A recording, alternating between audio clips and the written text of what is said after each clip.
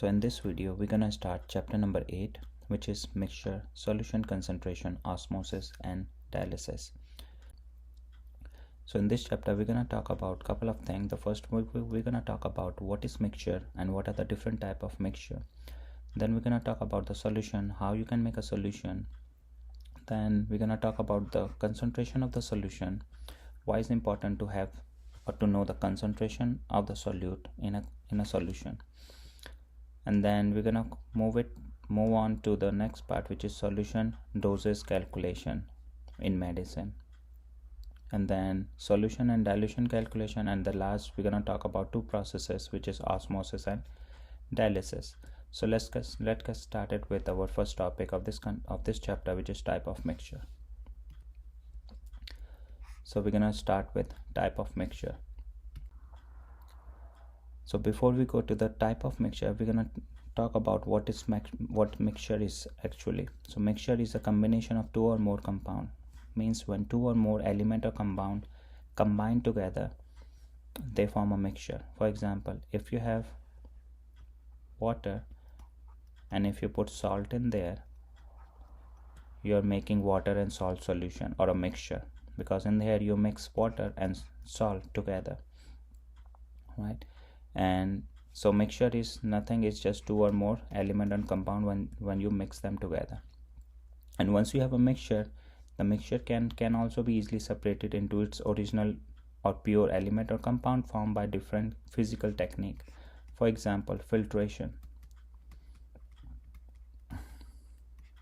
You can use a filtration to separate the component of the mixture into their original form. So there are different physical technique that we're gonna talk about, but right now filtration is an example. So the component of the mixture can also be separated. Now let's talk about the type of mixture. Like we already know about this thing, what is mixture? When two or more element or compound combine together, they form a mixture. So depending on the type of mixture, we have the composition of the mixture. We can separate mixture into two types. One of them is homogeneous mixture, second one is heterogeneous mixture. So what is homogeneous mixture? Homogeneous mixture where the component of the mixture is evenly distributed. That means if you mix any two or more element or compound, after mixing you won't see any differentiation between the compound. Means they are evenly distributed within themselves. For example, if you have a hot coffee and if you put some sugar cube in there, so after you put the sugar cube, it's gonna dissolve in the coffee, and after some time you won't even realize that you have a sugar cube in there, because they are evenly distributed. So this is homogeneous mixture. Then we have another type, which is called heterogeneous mixture, where the component of the mixture are unevenly distributed. For example, if you have water, the classic example is if you have water and if you put oil on the top and you try to mix it, it doesn't matter how long you're gonna mix these two things together. After some time, if you let it sit alone, then they're gonna make a layer which is oil on the top, water on the bottom. So they are not evenly distributed. You can easily tell which two components you mix in that particular mixture. So they are heterogeneous mixture. So as we already know, what are the different type of mixture depending on the composition of the mixture. We know they are homogeneous or heterogeneous mixture. So now we're going to talk about what are the different types of homogeneous mixture we have or heterogeneous mixture we have. So we're going to start with the homogeneous mixture. There are two types of homogeneous mixture. One of them is called solution, and second one is colloidal dispersion.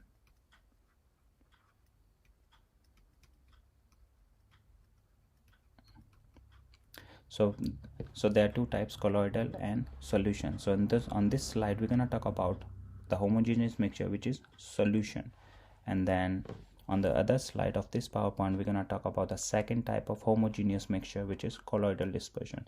So let's get started with the solution. So solution is a homogeneous mixture, and it is a mixture of two components. One is called solute Second component is called solvent. So what is solute? Solute is that component of the mixture which is present in minute amount or very small amount, right? And the solvent is making up the major part of the mixture. For example, if we have water,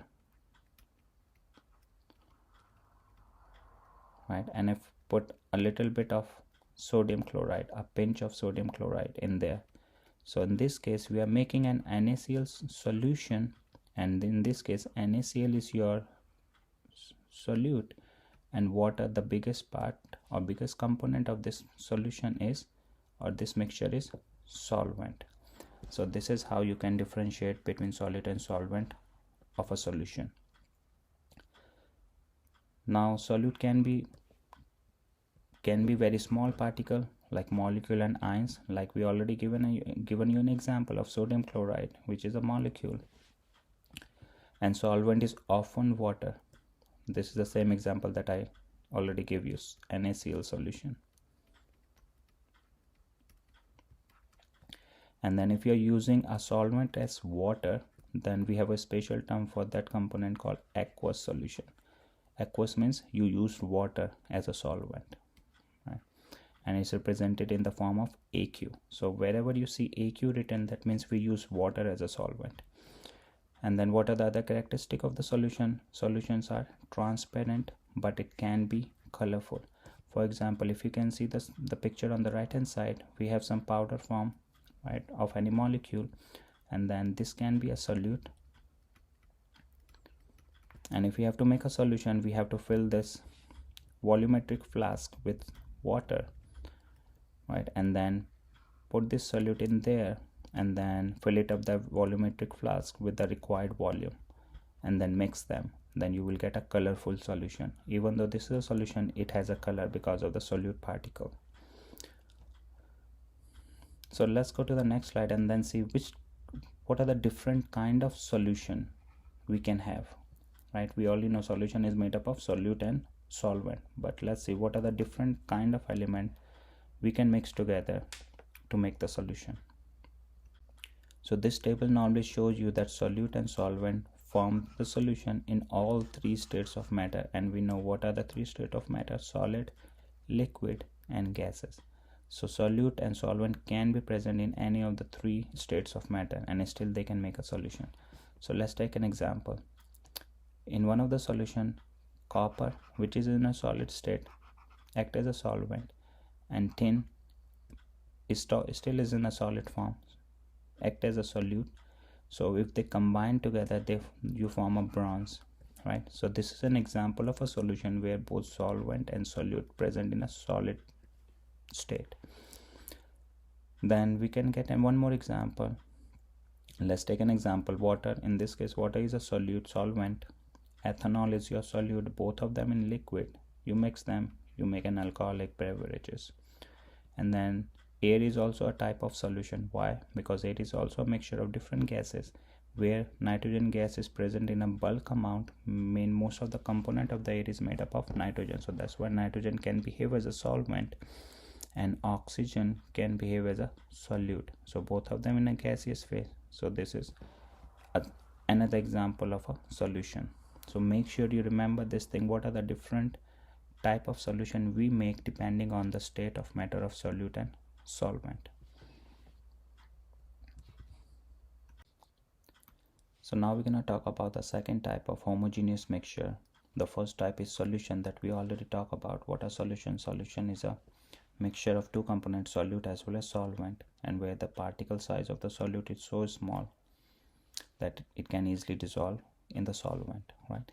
But the second type of homogeneous mixture, which is a colloidal dispersion, again this is a homogeneous mixture, so it has to be composed of two different components. One of them we call as colloid, which make up the minor component of this mixture, the homogeneous mixture, and the second one is a medium, which is present as a major component, right? So we can say we dissolve colloid in a medium to make this colloidal dispersion. And what are the characteristics of this colloidal particle that we are dissolving in a medium? So this colloidal can be an aggregate of a molecule or ion, so that means they are bigger in size compared to the particle of the solution. They can be made up of a large molecule, for example protein, starches, fat. So if you dissolve this kind of large molecule in a medium, you get a colloidal dispersion, right? And then if we talk about the medium consists of smaller particle in this colloidal dispersion, for example water. If you compare the size of the protein which you dissolve and behave as a colloid in a medium which can be a water. So if you can see on this picture on the right hand side, the red one represent water and the blue one represent colloid. It can be protein, fat, or an aggregate of molecule. And then because the size of these particles or colloid are so big, then the appearance of the colloid can be an opaque. For example, if I take an example of a colloidal dispersion, we can use the example of milk. Milk is a colloidal dispersion. So we talk about the homogenized milk is an opaque homogeneous mixture that contain a large particle of protein and fat that do not dissolve in water but keep hanging in the medium. And because of this large particle, you normally get the appearance of the colloid as an opaque. Now we're going to talk about the heterogeneous mixture, and the example for heterogeneous mixture or the type of heterogeneous mixture is a suspension. So suspension is made up of again two parts. The minor component we call as a particle and the major component we call as a medium. So you dissolve particle in a medium in a suspension. But what's the difference between the size of the particles or the minor component between the solution and colloid with suspension? That the particle size are so big, is very large, and you can easily see with your naked eye, and it can also be separated easily. For example, if this is your suspension, if this is your medium, and the size of the particle is so big, then it can easily settle down at the bottom if you keep on sitting, if you let it sit on the bench for a couple of minutes or for a couple of time. Then the particle are so big, because of the gravity, is gonna settle out at the bottom of the beaker where it's being stored. And because of the size of the particle, the suspension are normally appeared as a cloudy and turbid. And you can also separate the particles from the medium through a physical process easily, for example through filtration, or you can do centrifugation to separate the particle. So if you are using any medicine or any solution in a medicine in the form of suspension, you have to shake that bottle first. Why? Because the main component of the suspension, which is particle, which can be an importance in medicine, is already settled down at the bottom. So you have to shake it before you can use it, because after shaking it, the particle again come into the solution or a medium, and you can use that suspension. So that's why people always shake the bottle of a suspension before they can use it. So we'll take an example of a suspension. We can say the blood is a type of suspension. Why? Because blood is made up of or contain many blood cells, right? Blood also contain some of the clotting factor, some of the proteins, and then it also contain ions, element, or molecule, right? So blood is a combination of all of these together. So because of the size of the blood cell is so big, blood can be used as a suspension. So how you gonna separate? So if you centrifuge the blood, you're gonna separate the bigger particle, which is blood cells, right? And the blood cell is gonna come out at the bottom because of the centrifugation, because of its heaviness, and the rest of the thing that we have in the blood, like proteins, clotting factors, or some ion and element, remain dissolved in the upper part of the blood, and we call that special leftover part After you took out the blood cell from the blood, we call that as blood plasma.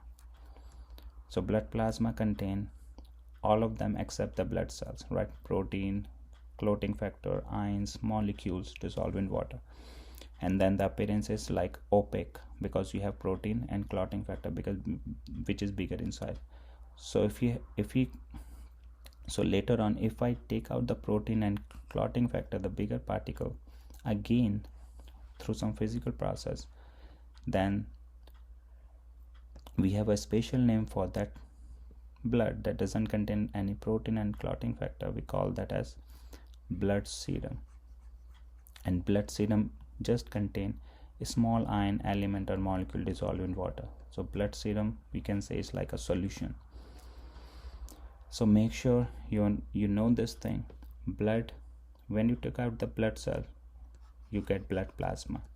And if you take out the protein and clotting factor, the bigger particles, the colloidal particle, we get to the blood serum, which contains just element, ion, and dissolve. So this is how person in the scientific field or the medical field normally separate the blood component. So now let's talk about the table where you can compare the particle size and then how you can separate the component of the mixture. So we already know mixture can be of homogeneous and heterogeneous. We already talk about. So solution and colloid are homogeneous, whereas suspension is your heterogeneous mixture. Right. Now let's talk about in solution, the particle size that you're going to dissolve is less than 1 nanometer. So the size of the particle is so small that you cannot see, and then they cannot settle down at the bottom once you let the solution stand for a couple of minutes. And then also you cannot separate the component just by filtration, because filtration cannot separate the small particle of the solution, right, or the solute. If I compare with the colloidal dispersion, the size is larger than the solution particle, but still is not that big enough that it can settle at the bottom. And again, you cannot use a filtration technique to separate because the size is still small that we can use for the filtration technique. But if we talk about the suspension, which is a heterogeneous, the size of the particle is so big, then if you let it stand for a minute or for a couple of time, then the particle is gonna settle out at the bottom, and then you can easily use filtration or centrifugation to separate those last particle from the medium or from the major component of the suspension. So this is as an overview of the differentiation between the solution, colloidal dispersion, and suspension. So now let's try to do one problem based on the concept of the solution, colloidal dispersion, and suspension, and figure it out of the 4 options that is given in this problem, which one is solution, which one is colloidal dispersion, and which one is suspension. So let's start with the first one. It says if you dissolve 1 gram of sugar in 35 ml of the water, so we can say this is a solution, right? If I say Pepto-Bismol, that must be shaken before use. That means you have to shake that solution or shake this mixture before use. I know this is a suspension, because suspension you have to shake it because the size of the particle is so big. The third one is your content of the sealed bottle of mineral water. So this is again a solution, because in a sealed water bottle you have just small ions, minerals, right? So the size of the particle is so small that it can easily be dissolved in water and it won't settle down at the bottom. The last one is your milk. Milk is an example of colloidal dispersion.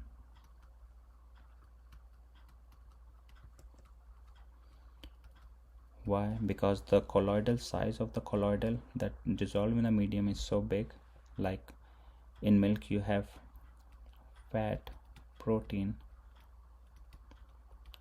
which has a bigger size than the solution particle, but not as big as the particle in the suspension. So these particles keep on hanging in the medium, and then because of this, the appearance of the colloidal dispersion come out to be opaque, and we know that the appearance of the milk is whitish in color, right, is opaque. So this is your colloidal dispersion. So now we're gonna talk about the solution, and we're gonna talk about how different covalent and ionic compound can be dissolved in a solvent. So we're gonna talk about how covalent compound can be dissolved in a solvent, and what are the forces that makes the ionic compound to dissolve in a solvent. And solvent is your major component of the solution. Major component. So let's start on the next slide about this topic. So whenever you make a solution, you need solute and you need solvent, right? That's your solution. So you have to mix solute in a solvent. So let's talk about this right now. Over here, when a solution forms, the solute particle becomes surrounded by a solvent particle in a process called solvation. So in a solvation, if you have a solute particles, if you dissolve in a solvent, then solvent particle is going to surround the solute particle, right? Solvent. So solvent particle is surrounding the solute. So this is called a solvation process, and this has to be done before any solute particle can be dissolved in any solvent, right? So if we use a solvent as a water, then we have a special term called hydration. So that means solute is going a process called hydration, because the water molecule is going to surround the solute particle in a solution. And we already know about that if you dissolve polar substance, it can also be dissolved only in polar solute. Or you can say, if you have polar solute, it can be just dissolved in a polar solvent. If you dissolve a non-polar solute in a polar solvent, it's not going to get dissolved, right? Similarly, if you have non-polar solute, it can only be dissolved in non-polar solvent. It cannot be dissolved in a polar solvent. So we already know this thing. Like dissolve like means whatever what is the properties of the solute is going to dissolve in the same property the solvent has, right? Polar with the polar, non-polar with the non-polar. So we have in a table over here which normally tells you if you have a polar solvent, it just dissolve polar solute. If you have a polar solvent but if you have a non-polar solute that you're putting in there, that means that solute is not going to be dissolved. Similarly, non-polar solvent is not going to dissolve the polar solute, whereas non-polar solvent can easily dissolve non-polar solute. So just remember the term like dissolve like, and we're going to learn about why this is the case, right? And at the molecular level on the next slide. So let's take an example of dissolving polar solute in a polar solvent.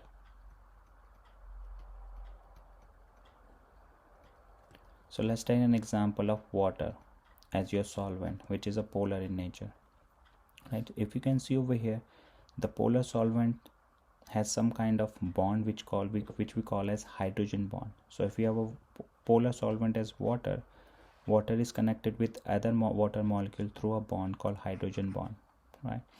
And if you put any solute in there, for example, if we are using a methanol, if you use methanol as a solute, we know methanol is a polar in nature too. So in methanol molecule, before you dissolve in a water, also has some kind of hydrogen bonding between the methanol molecule, right? Because you have oxygen and hydrogen nearby from two different methanol molecule. So if you put this solute in water, so what's going to happen?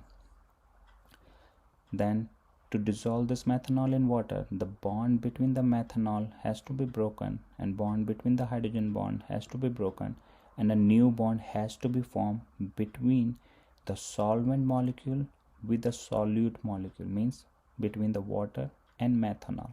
That's how it can get stable, right? And then that energy of the energy will get lower and get stable. So if you dissolve these two things together, you will see a new bond is being formed between methanol and water, because the water molecule is going to surround the methanol molecule, right, in the process called hydration. So this is how polar molecule or polar solute dissolve in a polar solvent, and we just talk about the water as an example of polar solvent. Now let's talk about a non-polar solute, how non-polar solute dissolve in a non-polar solvent.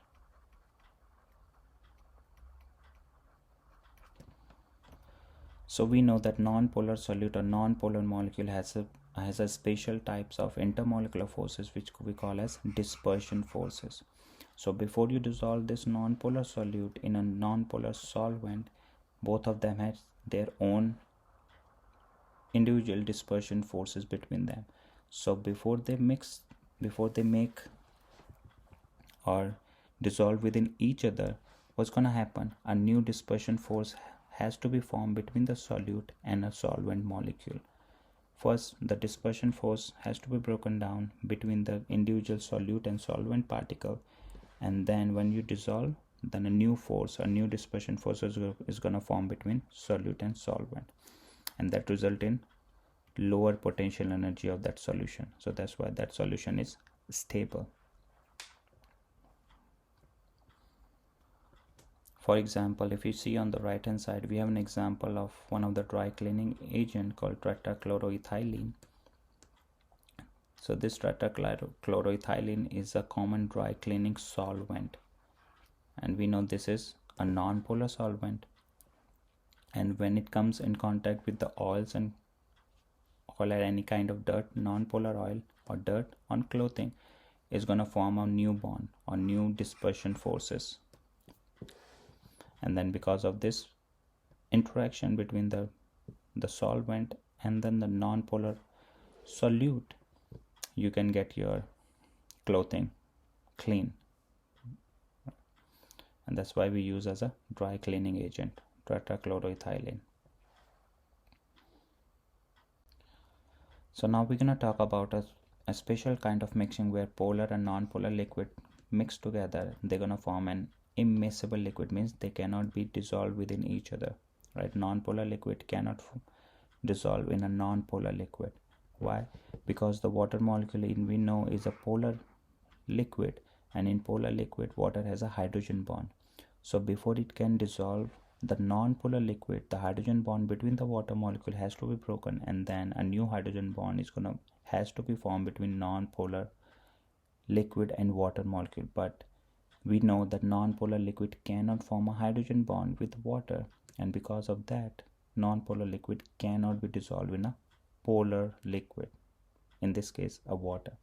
So water can always help to dissolve a polar compound, and then we call those kind of compound as hydrophilic, means water loving. Philic means love, hydro means water. So polar compounds are hydrophilic, means they can form a bond, they can easily be dissolved in water molecule. Whereas the non-polar compound, we call them as hydrophobic, that means scared of water. So non-polar compound cannot form a hydrogen bond with the water, they are scared of it, so that's why they cannot mix with each other, right?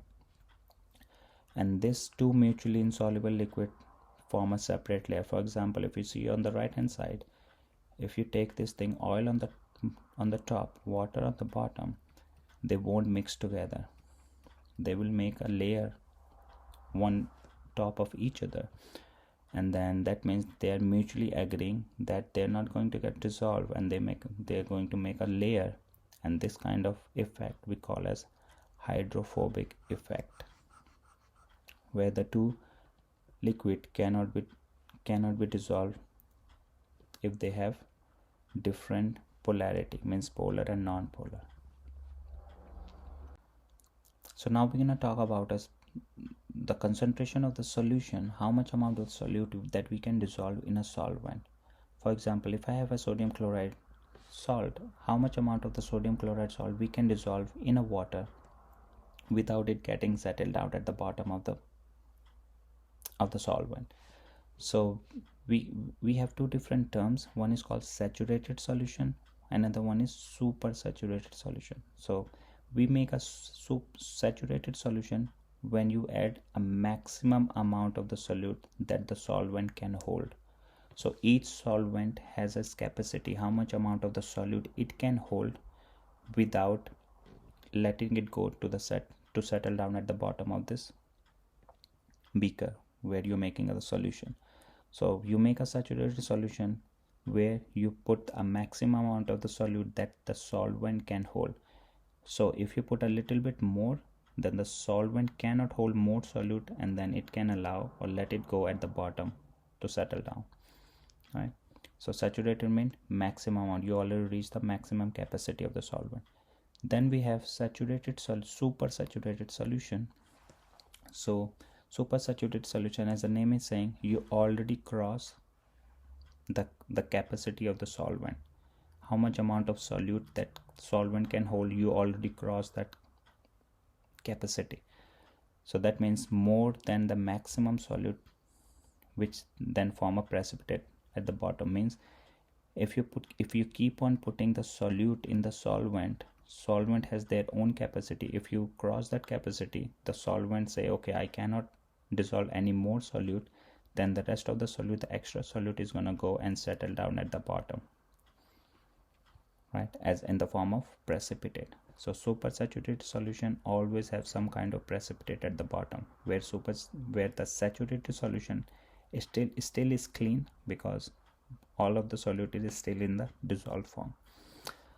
And then this is an example of the supersaturated solution which we can find in our body in the form of kidney stone. So kidney stone are the result of the supersaturated solution of the calcium salt. So if you have a lot of calcium in the body, it's gonna settle down or converting in the form of precipitate called in stone in the kidney, because kidney usually helps to filter out the solute from the body, right? So if you have supersaturated of calcium salt in our body, you can get deposit of the calcium salt in the kidney, which we call as kidney stones.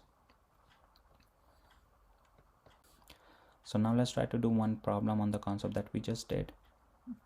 Which of the following solute would you expect to dissolve in hexane? So hexane is a non-polar molecule.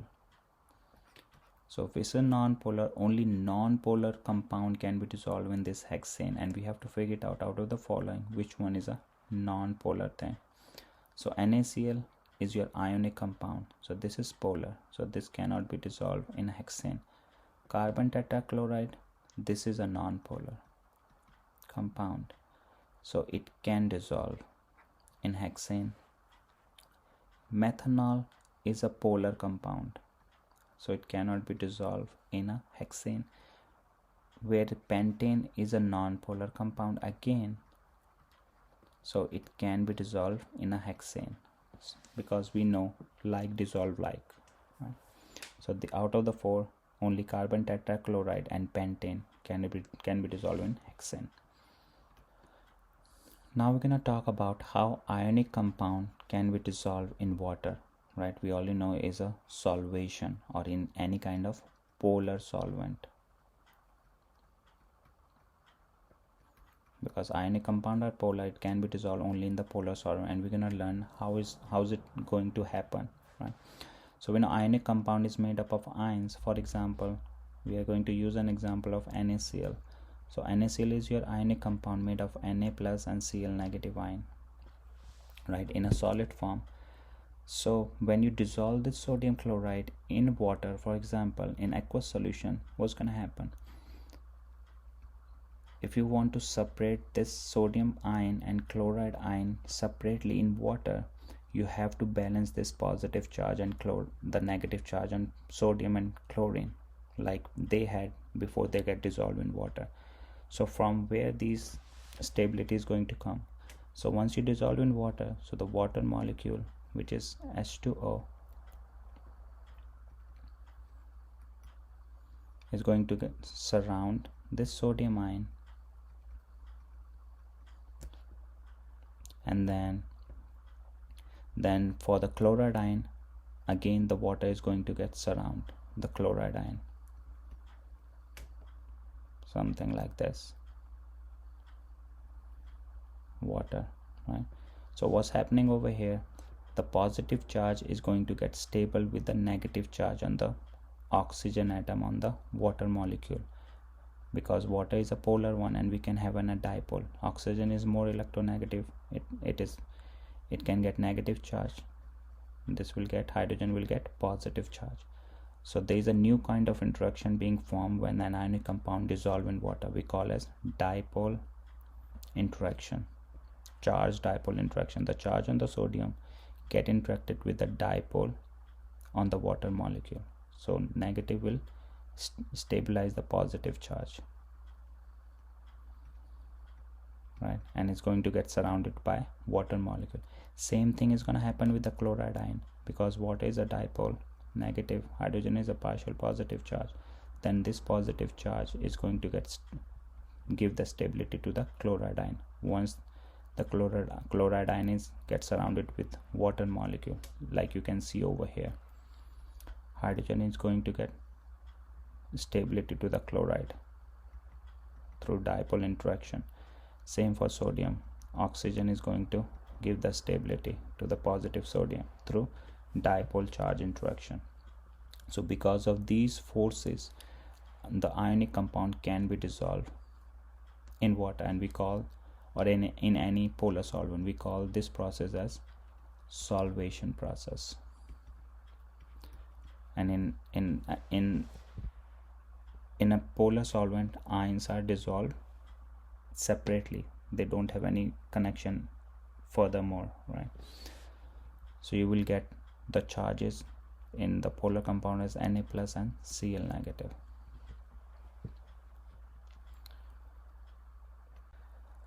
So now let's try to understand how to write the chemical equation for hydration of an ionic compound. So we know what is hydration. When you dissolve any polar solute in a water, the water molecule gets surrounded around the ionic compound or the ions, right, and we call as hydration. So for example, if I dissolve sodium chloride, which is in the form of solid powder, when you dissolve in water, then you will get sodium ion and chloride ion get separated, and then it dissolve, and the dissolved state is normally shown in the form of aqueous, if you can see the subscript. So aqueous means now sodium ion is already got surrounded by water molecule. Same thing for chloride ion. Let's take another example, calcium chloride, CaCl2 dissolve in water, present in the solid form. Once it gets dissolved, now you get an aqueous. Aqueous means water molecule is already surrounded around these ions, calcium and chloride ions. But how many chloride ions you have? So this subscript tells you how many atoms of each individual atom you have in the ionic compound. So you have 2 chlorine, so that's why you have 2 chlorine atom which get dissolved. Now we're going to talk about a special term called electrolytes. What is electrolyte? Electrolytes are those solutions that can conduct electricity, right? And then let's say if this is a solution made up of solute and solvent. So if this solution can conduct electricity through it, this can act as an electrolyte. So electrolyte is nothing, is an ionic compound dissolved in aqueous solution which can conduct electricity, right? So only ionic compound or polar compound can helps to conduct the electricity once it get dissolved in a solvent, because ionic compound can form ions and these ions, it can be positive ion or negative ion, right? Because ionic compound has both positive charge and negative charge. So because of the presence of these ions in the solution, the electric current can pass through a solution, and that solution can work as an electrolyte. But solute such as a non-polar solute, for example sugar, that do not form ions in solution are non-electrolyte. So those solute particles that cannot make an ions once it dissolve in water or any kind of solvent, they cannot act as a electrolyte. So we call those solution as non-electrolyte. So how would we know that the solution is electrolyte? So if you put an electrode, two electrode, positive electrode or the negative electrode in and dipped into the solution, and if you put a bulb in that connection, and if you turn on the switch of the current, then the circuit is gonna complete because you have ions present in that solution. And because of the ions, electric and current can pass through from one electrode to the second electron, and it makes the circuit complete, and that means the bulb is gonna shine bright. So that means this solution is an electrolyte. But if the bulb doesn't shine at all, that means this solution doesn't have any ions present, so that solution is your non-electrolyte solution, right? So learning the concept of the electrolyte are also important for our physiology. For example, there are a couple of ions that are also important for our body. For example, sodium ion and potassium ion. These are come from the ionic compound. These ions are very important for our body because that helps in regulating the blood pressure, and it also helps in transmitting the electric signal in neurons. So learning about the electrolytes are very important, and the function of these are important for our body to work normally. And there are other important electrolytes like calcium, magnesium, chloride ion. These are also present in our body that also do important function to sustain life. Now let's try to do couple of problem based on the concept that we just did. So the problem says, if you dissolve Ki, potassium iodide, in water, it looks like the solid is dissipating because potassium iodide is a solid powder, right? Once you put that solid powder in a water, then you will see the disappearance of the solid powder, means it's getting dissolved in water. So what's happening in the molecular level? So this is an ionic compound. When it dissolved in water, the charge will get separated, K plus and I negative, and the positive charge on the potassium is get stabilized by the negative charge on oxygen and water, because water is going to get surround this potassium ion, and because of the dipole ion interaction, this is the interaction, right? And this is your dipole, positive negative. The potassium ion is get stabilized or get hydrated. Similarly for iodide ion, the positive charge, partial charge on the hydrogen helps to stabilize the negative charge on the iodide ion once the water get surrounded or surround around the iodide ion. So because of these new interaction that is being formed, which is called ion dipole interaction, this potassium iodide is get dissolved in water, and then this is an ionic compound, and this solution where you dissolving this potassium iodide can act as a electrolyte, because now you have the charge separation in the form of plus and negative.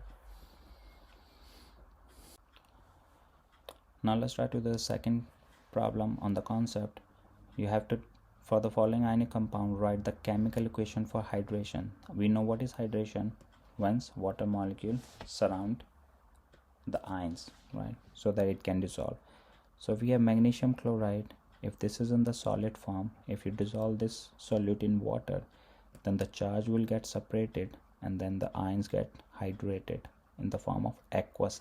If you can see, there is a change in the state from solid to aqueous, means now the water is surrounding these charges to get stable. Then we have K3PO4, again the same thing. You have 3 atoms of potassium in this compound, so you have 3K plus and 1 of PO4. This is a polyatomic ion, so PO4. Then you have aqueous. That means it's a hydration. This compound already get hydrated.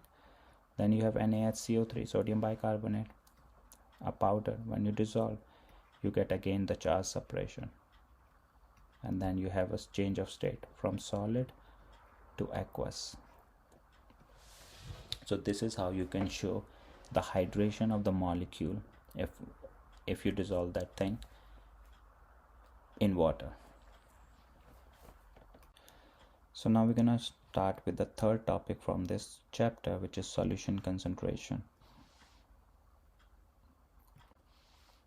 So now let's start with the solution concentration. So we know what is concentration. Concentration is the amount of the solute in a given volume, or the mass of the solution. So that means how much amount of the solute you are dissolving in a given amount of the solvent, or a given amount of the mass of the solution. So why we need to study about the concentration of the solution? Because if you're working in a laboratory and you are using a solution, or if you are administrating a medicine in the form of a solution, you need to know its concentration.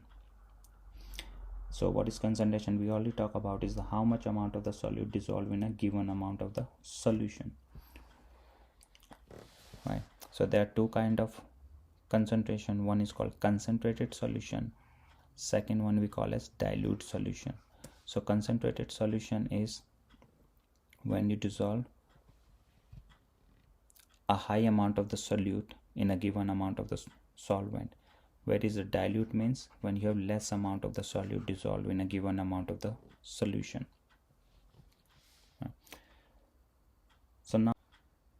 So now we're going to talk about what are the different ways we can calculate the concentration. So concentration can be measured in several different ways that might use the mass of the solute and volume of the solution, or the percentage of the mass and volume, mass volume percentage. Then we have a special term called molarity, which is we have to calculate how many moles of the solute you dissolve in a given amount of volume in liter. Then we have the last equivalent and liter. So we're gonna talk about each of them and then try to figure it out how we can use these common concentration ratio to calculate the concentration of the given solution. But before we go to the actual concentration, how we're going to calculate the concentration using one of the following way that we just learned on the previous slide, let's talk about how you can prepare a solution with a given concentration. So if you're working in the lab, so how you're gonna make a concentration, the solution with a given concentration. So what you need to do first, you have to weigh the powder one, which is a solute. You have to know how many grams of that powder form of the solute that you need to dissolve in how many mLs of the solvent. So once you already figure it out how many grams, you already weigh it out, put it in a volumetric flask, right? And then just fill it up the volume to the required volume, or fill it up the volumetric flask with the required volume. So once you fill it up, shake it, mix it, and then you're gonna have the solution with a given concentration. Why? Because you put the required amount of the volume and then the right amount of the solute that you need to dissolve. So this is how you normally prepare a solution in a laboratory. So now let's get back to the how we can get the concentration of the solution. So now let's talk about one of the ways, the first way that we can figure out the concentration of the solution, which is mass over volume concentration, represented in the form of M over V concentration, and is always the mass of the solute over volume of the solution. And then because this is a ratio, the unit of this mass over concentration depend on the unit of the mass or the unit of the volume that we're going to use to get this concentration. For example, if we are taking the mass in grams, volume in liter, then the unit will be grams per liter. If you're using the mass in milligram and then volume in ml, then the unit is milligrams per ml. So basically you need to know what unit you are using to get this concentration. right? So if you see on the right hand side, you have a picture given that shows some of the result that is done by one of the person.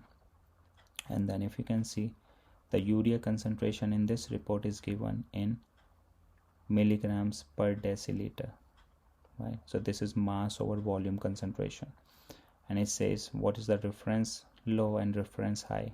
So you can calculate the mass over volume concentration, right, depending on the unit. So in this particular test, they use milligrams per deciliter to calculate the concentration of urea for that person, right? So let's try to do one problem and try to understand how we can use this formula to solve the problem. So let's try to do this problem over here. A patient is prescribed a 50 milligram dose of a medicine which is only available as 10 milligrams per ml aqueous solution. What volume of the solution in milliliter should be administered? So we have two information given. We are given with the concentration of the aqueous solution of the medicine. So that concentration is 10 milligrams per ml. Can I say this thing? 1 ml, whenever I take up 1 ml of that solution, that means I am taking 10 milligrams of that medication, right? I can use an equivalency. We already done this in a dimension analysis chapter or the concept. And then what is given? How many grams of the dose, milligrams of the dose that you need to take. So we have 50 milligrams, and we can make one conversion factor between this equivalency. So we need the volume. So volume has to be on the top, 1 ml, and 10 gram milligram will go at the bottom. So milligram get cancelled. When you solve it, you get 5 ml of the solution. So that means the patient need to take 5 ml of a solution that has a concentration of 10 milligrams per ml. So this is how you can use the mass over volume concentration in the form of a conversion factor to solve for how much amount of the medicine or how much volume of the medicine that you need to take. Now let's try to do the second problem based on the same mass over volume concentration. For this problem, it says for an aqueous solution with a chloride ion concentration of 137 microgram per deciliter, what is the mass over volume concentration in grams per ml? So in this problem, the concentration is already given. It just asks you to convert this microgram per deciliter to grams per ml. So we have to know the conversion factor between microgram and gram and deciliter and milliliter, right? So we know 1 deciliter is 100 ml and 1 microgram is 10 to the power negative 6 gram. So we have to just write the given amount, 137 microgram over 1 liter, and then I can use a conversion factor from first equivalency, right? So we have to convert deciliter to milliliter. So deciliter on the top, milliliter on the bottom, so that they get cancelled. Now you have microgram per ml, but we don't need microgram. Then we have to use the second equivalency and make a conversion factor, right? So we need grams on the top, so grams has to be on the top, microgram on the bottom. So this microgram is going to cancel. Now you have 2 units left, gram on the top, milliliter on the bottom. And once you solve these number, you're going to end up with 1.37 10 to the power 6 negative 6 grams per ml. So this is the mass over volume concentration with the required units. So this is how you normally solve it if it just says to convert 1 unit to a second unit. Let's do one more problem on the same mass over volume concentration. This is one of the common anesthetic with a name. Comes in IV form, intravenous form as a concentration of 4 grams per liter. So this is the concentration that is given. What is the concentration of this solution in milligram per deciliter? So you have to convert this thing into milligram per deciliter. So you have to convert grams into milligrams, liter into deciliter. So let's take an equivalency. 1 milligram is 10 to the power negative 3 gram, and 1 deciliter I can say 0.10 liter. And now the problem is going to be the same as that we did on the last slide. Write the concentration 4 grams over 1 liter. Convert grams to milligrams. So use the first conversion factor. Milligram on the top, grams on the bottom. So grams get cancelled. Then you have to convert liter into deciliter. So deciliter has to be on the top, on the bottom, and liter on the top, because you have to cancel it out the liter. So liter get cancelled. You end up with 2 unit, milligram and deciliter. That's the unit that you end up with. If you solve the number, you're gonna get 400 milligrams per deciliter. So this is how you normally do it. So now let's try to do one more problem on this, and we're gonna go after that into another concentration. So let's try to do this problem. A blood sample has an iron concentration of 122 milligrams per deciliter. That means this is a concentration of iron in a blood sample. What volume of a solution contains 28 grams of the iron? So if you know the concentration, if you know the amount of the iron, you can get the volume. Why? Because I can say 122 milligrams dissolve in 1 deciliter from this concentration. I can make one equivalency, and it says the volume, so the volume has to be on the top and milligram on the bottom in a conversion factor.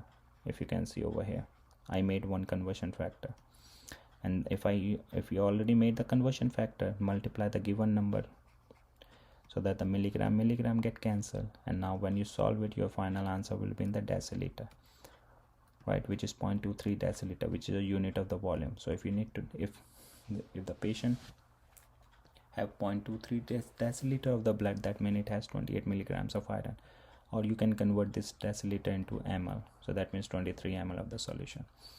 So always remember this thing. If you know the concentration, you can always make a conversion factor from this concentration, and you can just solve the problem by using a conversion factor. Now we have a second type where we can use the concentration, or where we can find the concentration, which is mass volume percentage. So what is mass volume percentage? How we can get this one? So it's always mass, so you have to take the mass of the solute, volume of the solution, but the important thing is here, the mass of the solute has to be in grams. This is the important thing that you need to worry about. And the volume of the solution has to be in milliliter. So these are the unit that is constant in mass volume percentage, and you have to multiply by 100 these ratio by 100, because this is a percentage, so that's why you have to multiply by 100. So this is the formula that you're going to use every time if the problem is on percentage mass volume concentration. So let's try to do a couple of problems on this and try to understand how we can use this information to solve the problem. So let's try to do the problem. A solution is prepared by dissolving 0.15 grams of sodium chloride in enough water to give a total volume of 275. What is the concentration of this solution is percentage mass volume. So we know the formula. Mass volume percentage is mass of the solute in grams, volume of the solution in ml, multiply by 100, and the information for both of them is already given. So we have the mass of the solute already in grams, volume of the solution ml already in ml. You have to just divide these two numbers, multiply by 100, you will get the percentage, mass over volume percentage concentration. So let's go to the next slide and try to do one more problem on this concept. So this problem says, what is the mass of sodium chloride NS in grams of 1 liter of 0.45% of NaCl solution used for IV therapy, intravenous therapy. So how we can use, the time I see the percentage is given, I know this is a mass volume percentage problem, right? So can I get an information if I have 0.45% of NaCl, what information I can get? I know this is a mass over volume percentage, so that means 0.45 grams of NaCl is dissolved in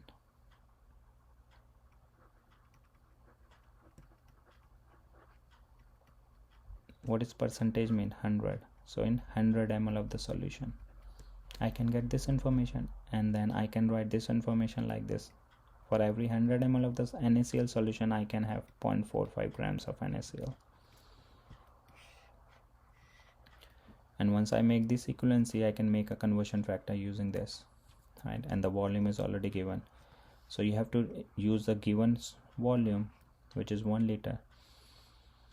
And the thing is that the unit of volume that is given is in liter, but the information that we have is in ml, because mass percentage concentration, mass or volume percentage concentration always in milliliters, so you have to convert this ml into a liter first. So I can say 1 ml of a solution is 10 to the power negative 3 liter of the solution. And once I converted liter to ml, then we can make a conversion factor. So we need grams. What's the mass of the sodium chloride? So this number has to be on the top and 100 ml on the bottom. So ml also get cancelled. If you solve this thing, you get 4.5 grams of NaCl, right? The only thing that we have to do it separately is to convert liter to milliliter, because the given unit is in liter. But if it would have been in milliliter, we have to just do one thing, just use a conversion factor and multiply with the given unit in ml. That's it. So this is how you can get the mass of the solute if the percentage is given and volume of the solution is given. Or you could have the mass of the solute given, or we would have asked you what's the volume of the solution to get that mass if the percentage of mass per volume percentage is given. So you can do both ways. Now we're going to talk about what about the concentration for very dilute solutions. If we have any solution, the concentration of the solute and that solution is very less, is very small. For example, the concentration that unit we are using is mass volume percentage, right? And if we use that mass volume percentage, this is the formula. And if I solving the problem, if I get this number 0.0001%, this number is so small, sometimes it's very difficult to work with. So that's why we need to use a special unit in mass volume percentage, so that the number will get in a workable format, right? Which doesn't have too many zeros. So the two units that we're gonna use is ppm, parts per million, and ppb, parts per billion, right? So how you gonna convert that mass over volume percentage into ppm and ppb? So you have to just multiply with, for parts per billion you have to multiply with a million, 10 to the power 6. For billion you have to multiply the number that you get after solving the mass over volume percentage, just multiply that number with 10 to the power 9. So you'll get the unit ppb and ppm. So let's try to do one problem and try to understand how you can convert the mass over volume percentage into these two units.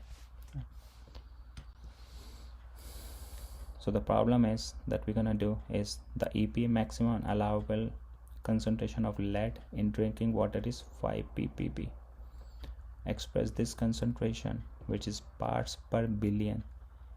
You have to convert this ppb in grams per ml, percentage mass over volume concentration, and ppm. So the time I say 5 parts per billion, so I know this is 5 over 10 to the power 9. Because why we got ppb? Because I multiply this thing with 10 to the power 9. So if I have to convert ppb again to this original concentration grams per ml, you have to divide this number by 10 to the power 9, right, with the same number. So you're gonna come out with this big number, grams per ml, right? So once we have this number, to get this percentage mass over volume, you have to just multiply this big number with 100, because to get the percentage you have to multiply this number. So you end up with this number with a percentage sign. And once you have this percentage mass over volume, to get the ppm, and we know the formula, you have to multiply this grams per ml by 10 to the power 6. So this number, big number with 10 to the power 6, is 0.005 ppm. So this is how you can convert grams per ml concentration into ppm or ppb, right? Let's try to do one more problem. Rank the following solution from most concentrated to a least concentrated. So we have 5 ppm, 5%, 1 ppb, 5 ppb. So the time I see a 5%, what is 5% means? That means 5 grams of a solute dissolved in 100 ml of the solution.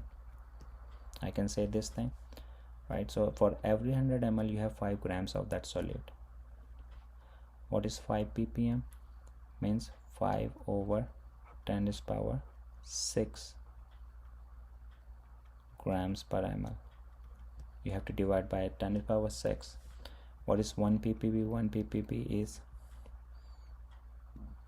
1 grams per ml divided by 10 is power 9. 5 ppb is 5 grams per ml, but you have to divide this number by again 10 is power 9 to convert this ppb into grams per ml, right? So if you compare all these things, we get 5% is bigger. Then we have 5 ppm because 10 is power 6 is a little bit lower number compared to 10 is power 9. Then we have 5 ppb, this number is bigger than this number. Then at the last we have 1 ppb. So this is the sequence, going from the most concentrated to a least concentrated. So this is how you can know which solution is more concentrated depending on the unit that is given. Now we're going to talk about the third way where you can find the concentration of the solute in a given solution, which we call as molar concentration, represented with a upper letter M. So what is molarity? This we call as molar concentration, we also call as molarity. So if you can see any M written anywhere, that means the concentration of that solution is given. So what is molarity? Molarity is how many moles of the solute is dissolved in a given amount of the volume of the solution. But volume of the solution has to be in liter always, right? So this is moles over volume, but the unit of the volume has to be in liter, not ml, not anything else. It always has to be in liter. So once you know the moles, once you know the volume in liter, you can divide both of them to get the molarity. And what's the unit of this molarity? If I talk about the unit is moles per liter, because volume has to be in liter. So this is a unit of capital M. So if you see moles per liter written, or sometime the textbook use capital M instead of writing moles per liter, they just use capital M. So if capital M is written, that means it is same as moles per liter, right? Because moles per liter is molarity is moles per liter. So don't get confused between the two. So now let's try to do some problem based on this formula of molarity, and then try to figure it out how we can use this formula to solve the problem. So let's start with the problem. A solution with a total volume of 1.5 liter. So volume is already given, the unit of the volume is already in liter, so we don't need to do anything. Contains 0.018 moles of carbon dioxide. You have to tell what's the molar concentration of carbon dioxide. So the time I know what is molar concentration, moles over volume in liter, we already have the volume and moles given. So moles has to be on the top, volume in liter has to be on the bottom. We don't have to do anything else, both the unit are same. So it come out to be 0.012 moles per liter. So this is the unit. I can replace this unit with capital M. So I can write the same thing as 0.02 capital M. Right. Let's try to do one more problem on the next slide. It says how many moles of lithium ion does 2.5 liter of 1.2 molar aqueous solution of lithium chloride contain? So let's try to solve this problem. So the volume is already given. This is your volume, and it says 1.2 molar of lithium chloride, NaCl. So if I have 1.2 molar lithium chloride, what information I can get from this number? Can I say I dissolve 1.2 moles of LiCl in 1 liter of the solution? That's the definition of capital M. 1.2 molarity LiCl. How many moles you dissolve of NaCl in per liter of the solution? So from this equivalency, I can make a conversion factor depending on which thing we need to calculate, right? So we have 2.5 liter, write your number, right? And we need how many moles of lithium ion? So moles of lithium chloride onto the top, this thing onto the top, this one is going on the bottom, and from here I can get liter get cancelled. We're gonna get 1.2 moles of LiCl. So from here we can get how many moles of LiCl we have in 2.5 liter, right? But the problem is asking about not about the entire compound, it's asking about how many moles of just lithium ion. So we have to do one more conversion factor.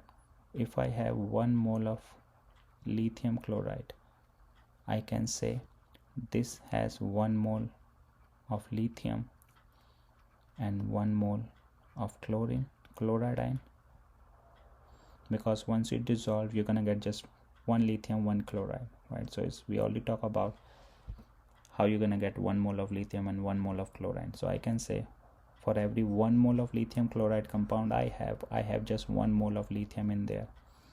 So moles of lithium chloride get cancelled. You end up with 3 moles of just lithium ion. So this is how you can solve the problem. So in this problem we have two concepts. First, convert the given information into a conversion factor, and then the second concept is to figure out how many moles of individual ion you have in a given compound, and we already done that thing too. So this is how you can solve the problem on molarity. So always remember, if the molarity is given, always write this equivalency, because from this equivalency you can solve any problem on molarity. So now we're gonna start with another subtopic from this chapter, which is solution doses calculation in medicine. So we already know about this thing. Most of the medicine that we're gonna take in medical field is present in the form of a solution. So we have to take this thing into consideration, that how much amount of that volume of the solution that we need to take so that I can get the right doses of that solution, right? So let's try to do a couple of problems on this topic, and then we're going to try to understand how you can calculate how much amount of doses you can get from a required volume, right? Or if the volume is given, how many grams of that required doses of the medicine that you're going to take, right? So let's go to the next slide and try to understand how you can calculate. So now let's try to do this problem. An order of is given for 60 milligrams of Tylenol to be administered to a patient for after every 4 hours, and the pharmacy supply Tylenol in the concentration of 40 milligrams per ml solution. So if I have 40 milligrams per ml, I can get an information that every 1 ml of that solution has 40 milligrams of Tylenol in there, right? So once we have this information, and it says how much amount of the Tylenol solution should be administered every 4 hours so that the patient gets 60 milligrams of the Tylenol. So whenever the concentration is given, always write an equivalency. From equivalency you can make a conversion factor like we had over here. You have 1 ml on the top, 40 milligram on the bottom, because we need the volume of the Tylenol. That's why we put volume unit on the top, and multiply with your given unit. How much amount of the medicine that the patient need is 60 milligrams. So milligram get cancelled. When you solve it, you will get 1.5 ml. So patient has to take 1.5 ml of that Tylenol solution that the pharmacy normally is selling, so that the patient can get 60 milligrams of Tylenol after every 4 hours. So, but the main thing is here, always write an equivalency, and we only learn this thing in the dimension analysis chapter. So now we're going to talk about IV solution and flow rate. So what are IV solution? IV solution is the medicine that we normally get the patient through intravenously. Means some of the medicine cannot be used as an oral medicine, right? So the doctor or the hospital normally give out those kind of medicine in the form of IV solution, right? So they put the medicine in the solution form and directly put the medicine into the vein of the patient, right?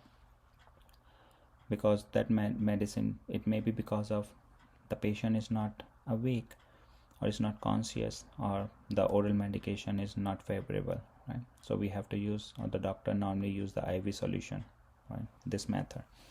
So during this method, the doctor ordered that the solution has to be delivered in a spatial or in a controlled rate called flow rate. How much amount of the solution is needed to be go inside the patient vein per unit time, right? So we can say flow rate is how much amount of the solution that has the medicine in there you need to put into this inside the vein of the patient per unit time, right? So this is called flow rate of the medicine. And also doctor can order a rate of medicine over a period of time, means how much amount of the medicine you need to give to the patient through intravenously, means how much amount of the solute mass, because in a solution, solute is the main thing that act as a medicine, right? So if you're putting some volume of the solution inside the patient or in the patient intravenously, that means you are putting some amount of the medicine per unit time too. So we have a special term for that, which is called rate medicine prescribed. So we have to understand these two terminology before we go further and try to solve the problem on this. What is flow rate? What is rate of medicine prescribed, right? So if you could talk about the unit of the flow rate is volume over time, means the unit can be in milliliter, right, microliter per unit time, and the rate of medicine prescribed can be in mass over volume, mass over time, how many grams, how many milligrams per unit time. So by using these two things, we can control how much amount of the volume or how much amount of the given mass of the medicine can be given to the patient. So let's try to go to the another slide and try to see how we can use these two concepts to solve the problem. So if we already have the concentration given, and if we know the flow rate, we can get the rate of medicine prescribed. How? The concentration is given in mass over volume, and the flow rate is volume over time. So volume is gonna cancel, you will get mass over time. This is the rate of medicine administered, right? But if you have the rate of medicine administered already given, and if you already know the concentration, you can get the flow rate. So you can interchange between the two if you already have the concentration of the solution or the flow rate or the rate of medicine administered. So you can use all these three to interconvert between the two. So let's try to do one problem on this, and then that will help you to better understand how to use this flow rate and concentration to get rate of medicine administrator or to get the flow rate if the rate of medicine administrator is given. So let's do this problem. A patient is receiving 30 ml per hour of an 8 microgram ml of a solution of this medicine. How many micrograms per hour is the patient receiving? So the time you see microgram per hour, that means you need to calculate rate of medicine administered.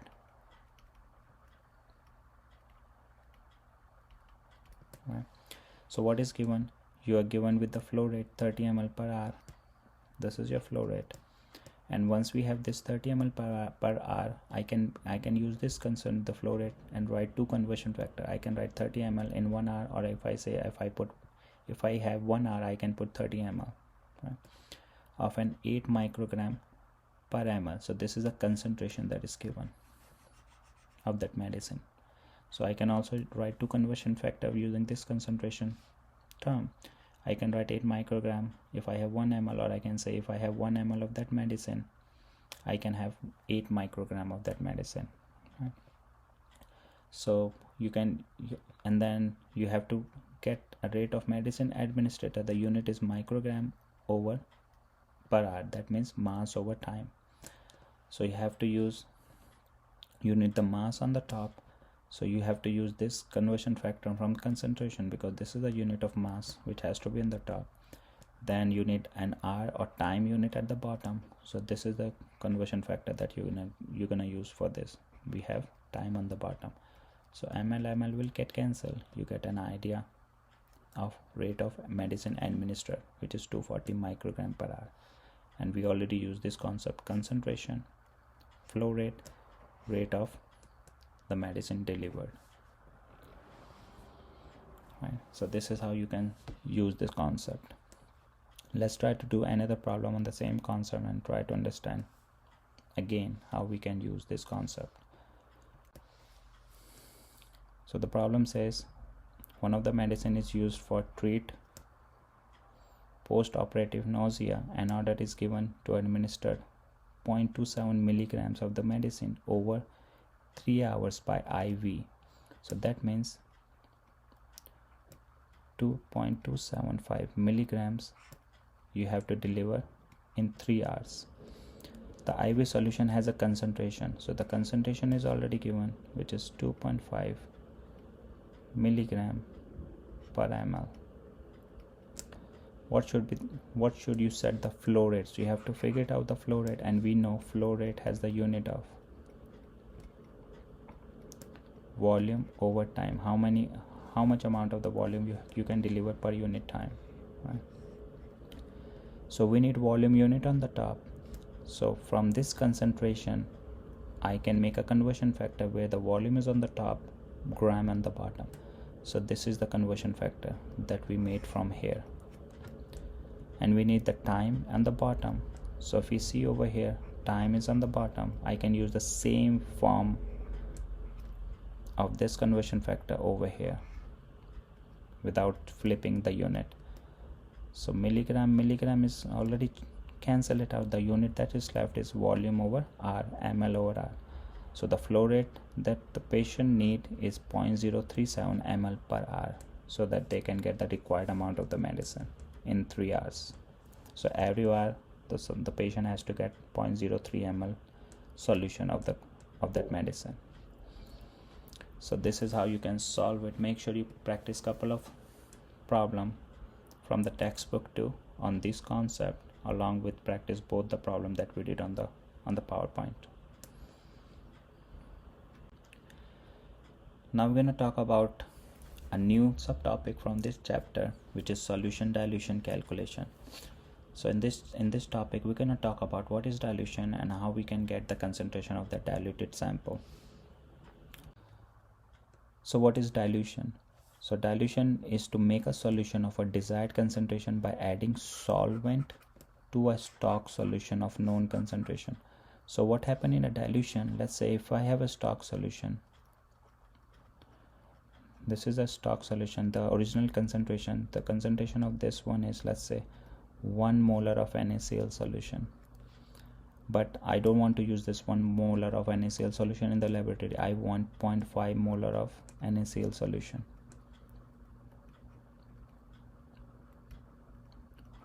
So how we can make this 0.5 molar NaCl solution from this 1 molar NaCl solution? Because 1 molar NaCl is a concentrated solution, means this is a stock solution that we have right now. 0.5 molar NaCl is the solution that we need to make, and then this has less concentration. That means this is a diluted form of the original concentration, right? So how we can make, so what we have in 1 molar NaCl solution, we have NaCl dissolved in water, right? And then we know the concentration of the molarity is moles over volume. So we are not putting anything more, but how you can decrease the concentration by increasing the volume. So if we can add more solvent, and what's the solvent in there? Water, H2O. So if we put more water in there, that means we are diluting the concentration. We are not changing the mole of the NaCl, but we are by changing the volume, by increasing the volume, I'm changing the concentration, the molarity of the solution. So you always make a diluted solution by adding a solvent to your stock solution, the solution that we have. Right? So what we having in here during a dilution, are we changing the moles? No, we are not changing the mole. The only thing we are changing is volume. So that's why we have an equation of the dilution which is called as C1V1 equal to C2V2. C1V1 are the initial concentration and initial volume of the stock solution. C2V2 are the concentration and volume of the dilute solution that we need. And C1 and C2 are the concentration. Why C1V1 equal to C2V2? Because if you multiply the concentration with the volume, you get the moles. And we know the moles is not changing during this process, so that's why we have in equal C1V1 equal to C2V2. The other important thing that you need to know is the concentration is, it just cannot be in molarity, or you can say it's not always been molarity. That's the correct way of saying this thing. So the concentration, don't assume this always been molarity. It can be of any of the concentration that we just learned previously, right? Mass over volume percent, right? Molarity or mass over volume. So any of the concentration work with C1 and C2, right? So let's try to do one couple of problem on this dilution and try to understand how we can use this equation to solve the problem on dilution.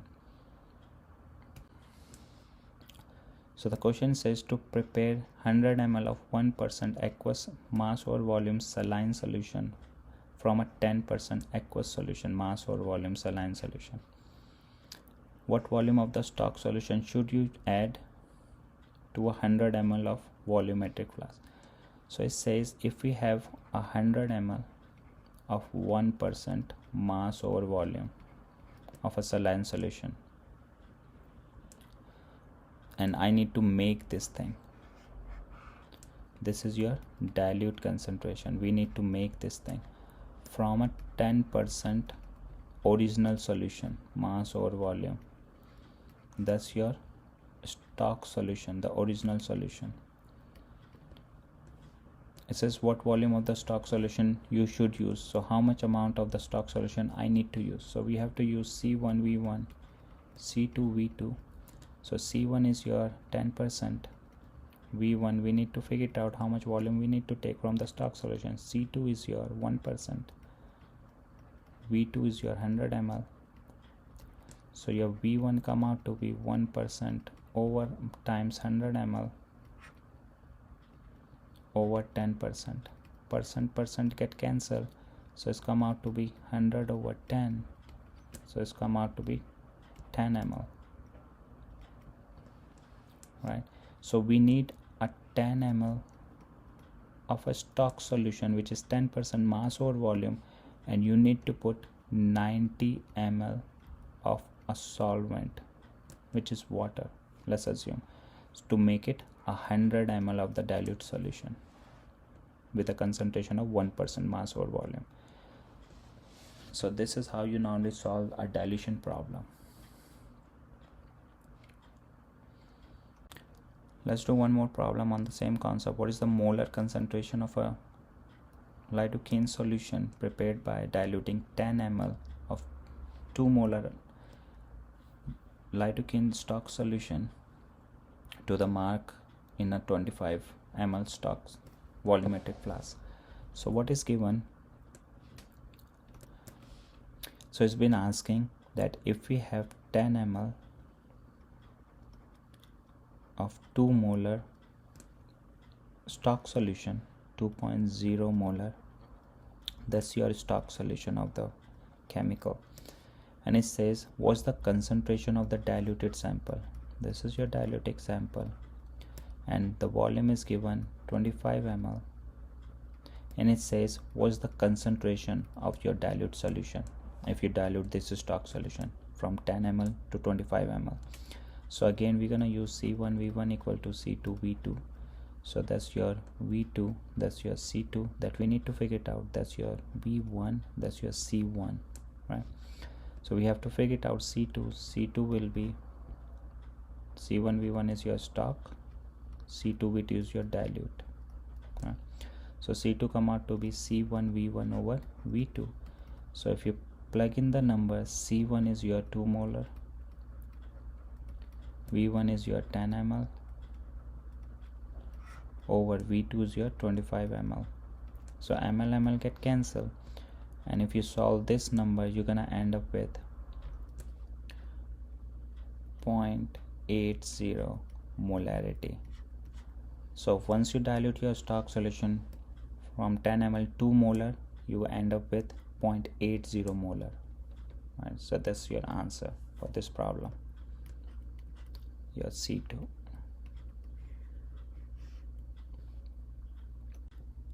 So now we're going to talk about our last topic from this PowerPoint, which is osmosis and dialysis. So we're going to talk about what is osmosis, what is dialysis, and how they are different from each other, and what are the principles behind these two processes.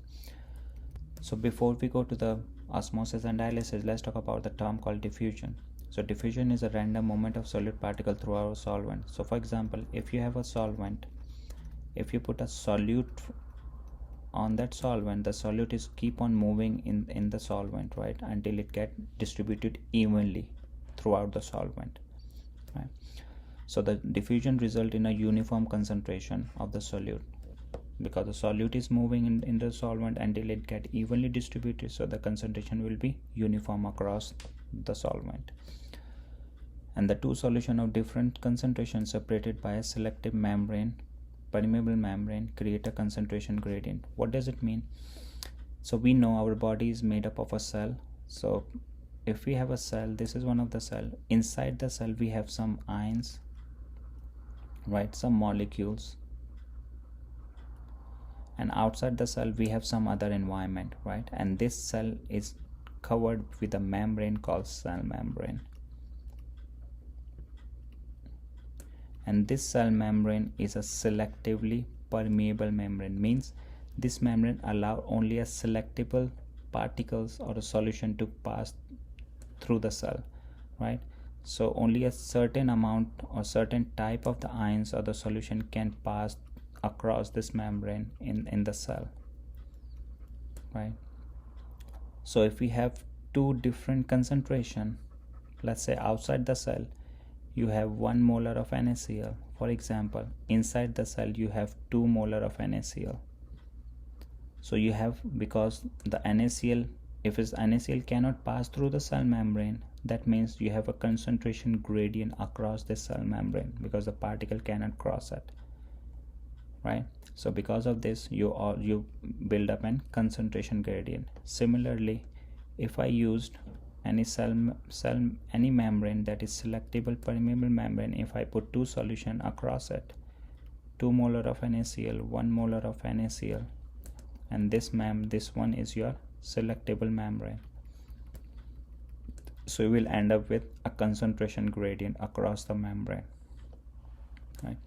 So you have to just remember this thing. The selectable permeable membrane always allow a selectable particle or selectable species to pass through it, right? And we're going to talk about what are the different requirement of the particle or the substance that need to have before it can pass through the selectable permeable membrane. So let's go to the next slide, and we're going to learn about those condition or the requirement. So now let's talk about what are the different requirement of the substance that can easily pass through the selectable permeable membrane, right? The first requirement is it has to be small in nature, in size, right? So it can be non-polar or polar molecule, but has to be small in size. For example, for non-polar is oxygen, nitrogen, and carbon dioxide gas. For polar molecule, water, because water is a polar molecule, but because of the small size it can easily pass through it. but there are some of the substance that need some assistance or need some kind of energy to pass through the membrane. Selectable permeable membrane, for example, larger polar molecule like glucose, it needs some kind of energy to cross the cell membrane, selectable cell membrane. Small monoatomic ions also need sometimes the energy to cross that selectable permeable membrane. Then we have some of the substances that are less permeable. So we have least permeable, means it's very rare these molecule can pass through it. Some large polyatomic ions or colloid, because colloid is bigger in size, they are least permeable substances that can pass through the selectable permeable membrane. But there are certain substances that are impermeable, they cannot pass through it anyhow. So those are protein, polysaccharide and fat. They are big chunk of the substances, right? So make sure you know this requirement, and then we're gonna talk and then use this concept and figure it out, the term called osmosis or dialysis, based on these concept that we just learned. What are the substances that can easily pass and what are the substances that difficult to pass through it. So now let's talk about one of the process called osmosis. So what is osmosis? Osmosis, the definition of osmosis we're gonna talk about later, but let's try to understand what is osmosis first. So in osmosis we have two solutions that get separated through a cell membrane. Let's take an example that is given in this picture. So in picture A, which is before osmosis, what we have two solutions, solution A and solution B. Solution A is a seawater, that means you have more solute particle dissolved in there, means more concentrated.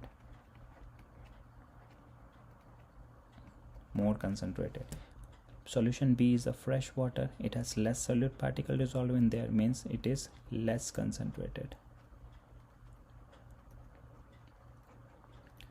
right? And then these two solutions are separated by a selectable permeable membrane, so that's why we have a concentration gradient build up across the cell membrane. So the particle cannot pass through the cell membrane, only the solvent can pass through, and in this case solvent is water, right? So the solvent molecule is going to pass, that means water is going to pass through the cell membrane, but we need to know where does the movement from which side to which side. So always remember this, in osmosis the water molecule will always pass through from less concentrated solution towards a more concentrated solution. So the water molecule will pass through from right to left. And why is the movement? Because of the concentration gradient that is built up across the cell membrane, water is going to pass through it to lower it down the concentration of the seawater, as long as the concentration on both sides become equal, right? So the water will keep on moving from right to left towards the seawater, as long as the concentration on both sides of the membrane become equal, the concentration. So after some time, after osmosis, you will see the amount of the volume of the seawater increases, and then the level of the fresh water decreases, because the movement of the water is from fresh water to seawater, and then it will cease once the concentration on both sides become equal. So I can say osmosis is the passage of the solvent, in this case water, across a selectable permeable membrane from a solution of low solute concentration or less concentrated solution towards a high solute concentration, means more concentrated. So remember this thing, in osmosis water moves from less concentrated towards a high concentration solution until the concentration on both sides become equal. So this is called osmosis. So now let's talk about the two terminology, which is osmotic pressure and reverse osmosis. So what is osmotic pressure? Is the pressure that has to be applied from outside to stop the osmosis, the movement of the water from low concentration towards the high concentration, right? So how much pressure you need to apply to the more concentrated solution, because the water is moving from low to high concentration. So you have to apply the pressure on the high concentrated solution. So to stop this movement of water, we call this as osmotic pressure, because we don't want the osmosis to occur. Then we have second one is reverse osmosis. So reverse osmosis, as the name is saying, is the reversible of the osmosis. So what happens in osmosis? So the water is normally moves from low concentration towards the higher concentration, but if we put a lot of pressure, like a pressure greater than the osmotic pressure. So osmotic pressure is the pressure that normally stops the osmosis, but if you put a lot of pressure higher than the osmotic pressure, then the reverse process will happen, which is called reverse osmosis. So in this case, the solvent is going to move from high concentration towards a low concentration, so which is the opposite of the actual osmosis. So you are doing reverse osmosis, so water is moving this way. So in reverse osmosis, the volume of the fresh water is increased compared to the seawater, because the direction of water get reversed. And this kind of reverse osmosis we normally use if we have to take out a pure water from seawater, because seawater has more concentration, more solute dissolved, and if I have to take a pure water from seawater, I have to apply the pressure right across a cell membrane. So the pure water will move outside the seawater, right? So that we can get pure water on the other side of the cell membrane. So this is called reverse osmosis. So make sure you know these two terminology. And then let's go to the next slide. So till now we just learned about what is osmosis, what is osmotic pressure. Now we're going to talk about the tonicity, how we have different types of solution depending on if we compare the concentration of the solution with a reference solution, right? For example, if I have a solution, let's say solution A, then if we have another solution B, so solution B is your hypertonic solution if the concentration of the B is higher than A. That means solution B is hypertonic solution because it has more concentration compared to A. For example, if the concentration of A is 1 molar NaCl, B is 2 molar NaCl, so I can say B is hypertonic compared to A, right?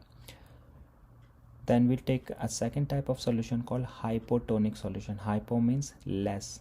So let's take an example again. If you have a solution C that has a concentration of 0.5 molar NaCl, so that means if I compare this solution C with A, which is our reference solution, then the concentration of C is less, so that we can say this solution is a hypotonic solution compared to A. Then we have another solution called isotonic solution. Iso means same, so that means if I have, let's say if I have another solution which is D, if the concentration of this solution is same as concentration of A which is our reference solution, then we can say solution D is isotonic with A because they have the same concentration. So make sure you know this definition of hypertonic, hypotonic and isotonic. And then if I know the definition of this thing, if I understand the concept behind this, we can easily tell where the movement of the solvent will be during osmosis, right?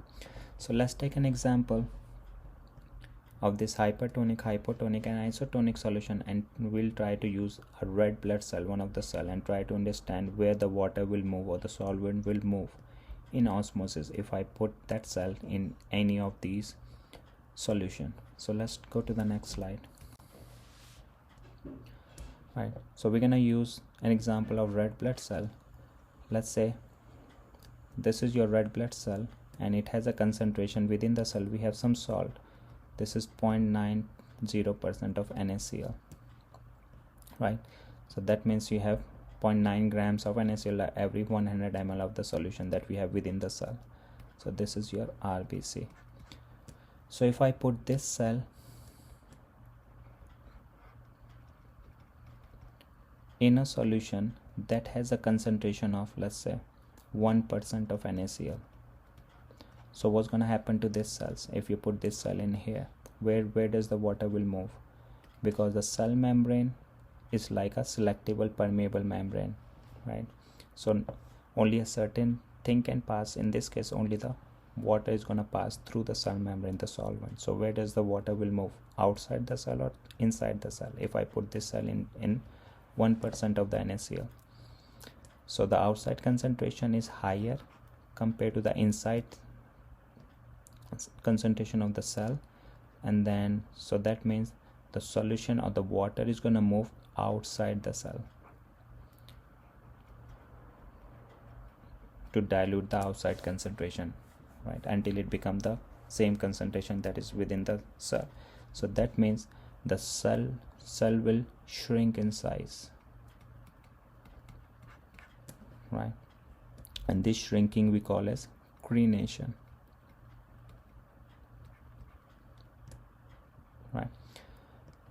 So and then what type of this solution? 1% NaCl. This is hypertonic because this concentration is higher than our reference concentration, which is inside the cell. So this in hypertonic solution the cell will shrink, right? So this is your example, part C, right? So this is your inside the cell, you can say this is your outside the cell. So water will move from inside to outside, and the cell will shrink in size, right? Let's take another example again. If I put this cell in a solution that has a concentration of 0.5% NaCl, so what's going to happen? Once we put this thing inside this solution, the outside solution is hypotonic compared to the inside solution, which is our reference concentration. So that means the water will move inside from outside. So what's going to happen? The size of the RBC is going to increase because of the osmosis, water is going to move inside the cell, and after some time the cell will break. So we call this kind of condition as hemolysis. You are breaking up the RBC cell, right? The third condition is if I put this RBC in a solution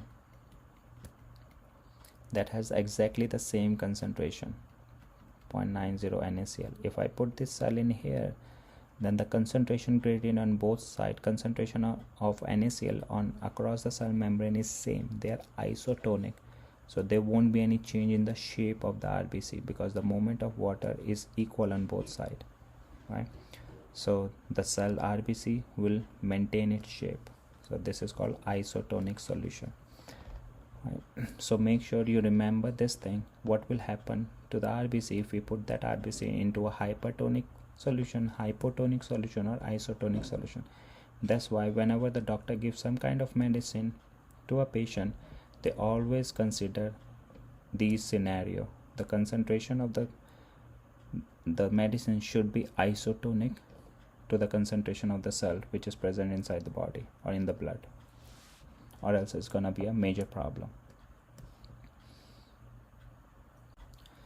So now let's try to do one problem based on the concept that we just learned about the osmosis. Consider two solutions, solution A and solution B, with different concentration. As we know, concentration of B is higher because you have more solid particle, as you can see with the dot, compared to A, separated by a selectable permeable membrane, the small circular prison solute that cannot diffuse, right?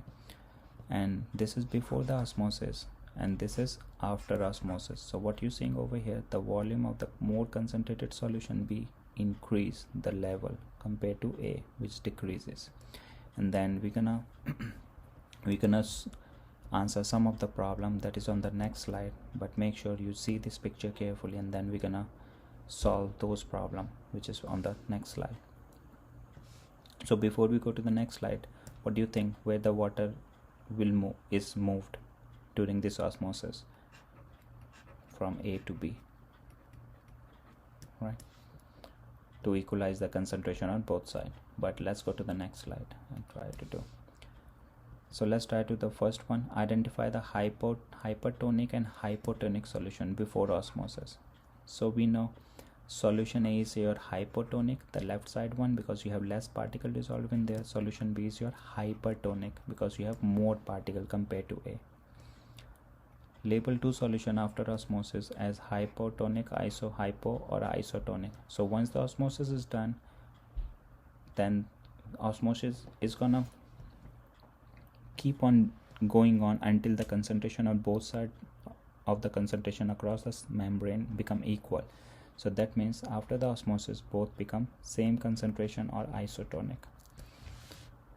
Then explain why any change in the volume. So water is going to diffuse from solution A to B to lower it down the concentration of the solution B, right? That's why the osmosis is happening. That's why the volume of the solution get increased. Option D says, to which solution before osmosis would you apply pressure to prevent osmosis? So we have to apply the pressure, outside pressure on solution B, because during osmosis water is going to move from A to B, and to stop this osmosis we have to apply pressure on B so that the water doesn't move towards the B, right? So the correct answer is B. That's called osmotic pressure. Let's do one more problem on this. What happened when a red blood cell RBC, which is found in our blood, is placed in 1.5% solution of NaCl?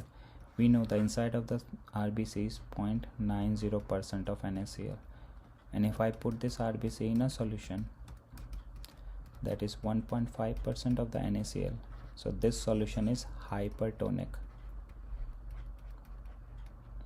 So water will move outside to neutralize this concentration or to lower it down this concentration. So the size of the RBC will shrink,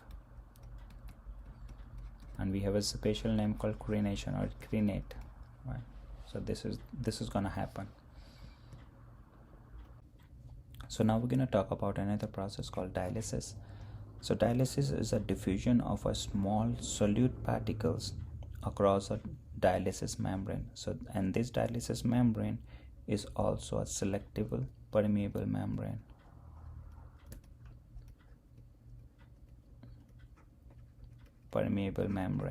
Right, which allow a small particle. So from this selectable permeable, some monoatomic ions like sodium ion, chloride ion, these are small monoatomic ion, it can pass.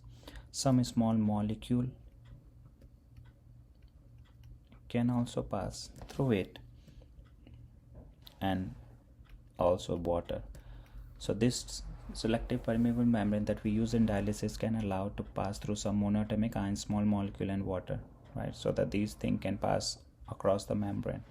And what's the moment of these particles across the membrane is from hypertonic to a hypotonic. Means if you have high concentration of one of the ions or water on one side, it's going to move from hypertonic to hypotonic until both solution become isotonic.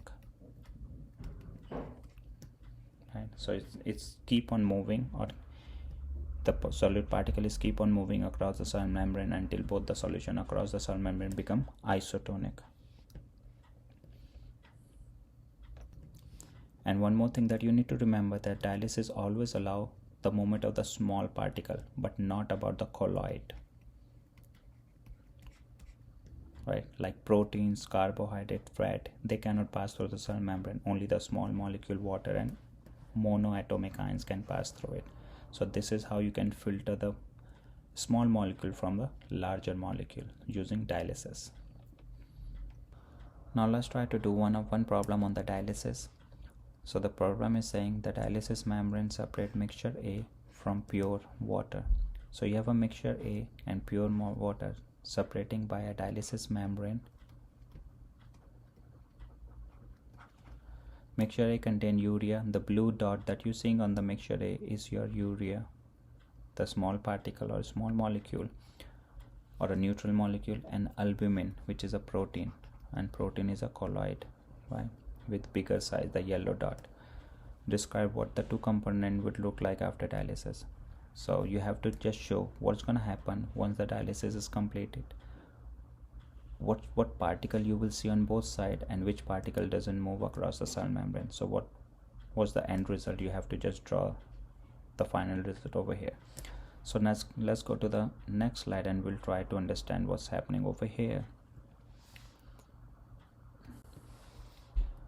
So as we know, urea is a small molecule which is denoted in the form of the blue dot, can pass through the cell membrane or cross the cell membrane, but albumin, which is a protein, which is a colloid, cannot.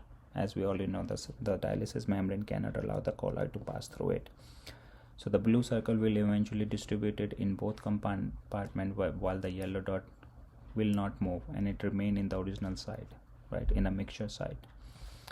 And then we're gonna see on the next slide how does the actual picture looks like after dialysis. So you will see the blue dot is gonna move it over here, but the yellow cannot. And then you will have the distribution something like this, so that you already filtered out the extra urea molecule or the particle on one side to the another side. Right, so make sure you know this concept. Only the small particle can pass through it, not the bigger one. Now let's do one more problem on this. Consider the two solutions that are separated by a dialysis membrane. One side contains 0.45 saline and the other contains physiological saline, 0.9% volume by volume, mass over volume NaCl. Which solution is hypertonic? Hyper means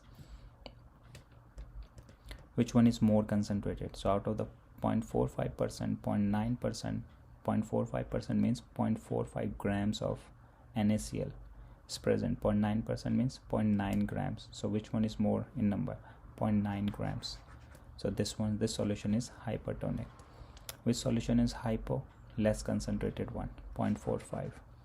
In which direction will the sodium and chloride move? So it always move from higher concentration to a lower concentration, right? So it's goes from 0.9 hypertonic to a hypotonic. How will the concentration of each solution change after dialysis? So after dialysis, 0.9% solution will decrease in concentration. Why? Because the NaCl, sodium ion and chlorine ion is going to move from here to 0.45% saline solution across the membrane, right? And the concentration of this will increase. And after dialysis done, the two solutions will have the same concentration. They become isotonic. So this is how you normally solve the problem on the dialysis, if you know the concept which molecule can pass through it. So yeah, so I think this should be the end of this chapter. Make sure you practice all the problem that we did. Try to understand the concept and read the chapter from the textbook about all this topic that we covered in this PowerPoint. And yeah, and then I'll see you in the next video with another chapter. Bye.